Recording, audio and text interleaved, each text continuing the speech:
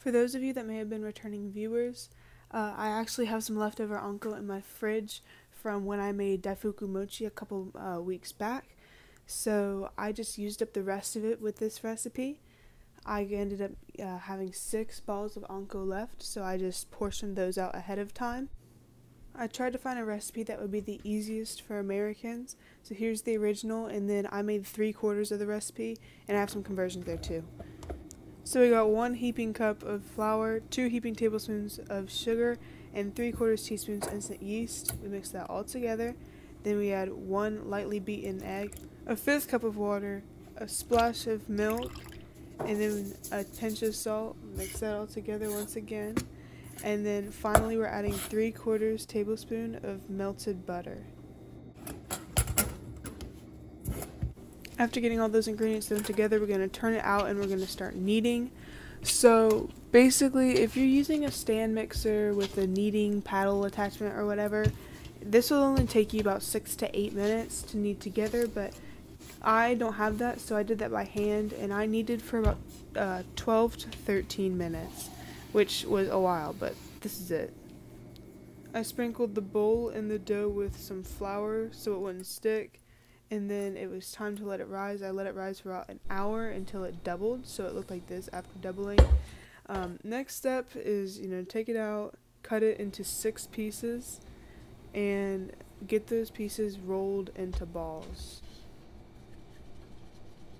Now that you got them into smooth little spheres, let them rise for about 10 to 15 minutes. In the meantime, I set my oven to 375 to start preheating. Now that they've risen, again, I'm going to show you the process of filling it. So you're going to smash them down flat, you're going to put the ball in the center, and then like this, you're going to pull up the edges up and over the ball of anko.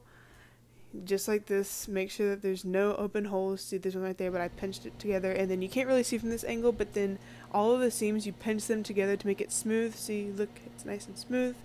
And you just repeat the process for all of them. So this is what they look like when they're all filled. Next, you're going to roll them in your hand to flatten them out. Nice and smooth, of course. And then this is what they look like. Then you're going to get your thumb and you're going to dimple in the middle of all of them like this.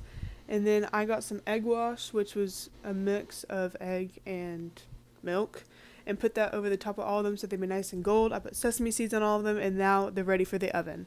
I put them in the oven for about 15 minutes, and when they came out, they looked delicious, but I noticed a few of them split open, which always happens to me. I don't know why, but yeah, as you can see, they look nice and pretty from certain angles, but they split a little bit. Yeah, I was on the verge of tears, but they ended up looking fine from most angles, so here they are.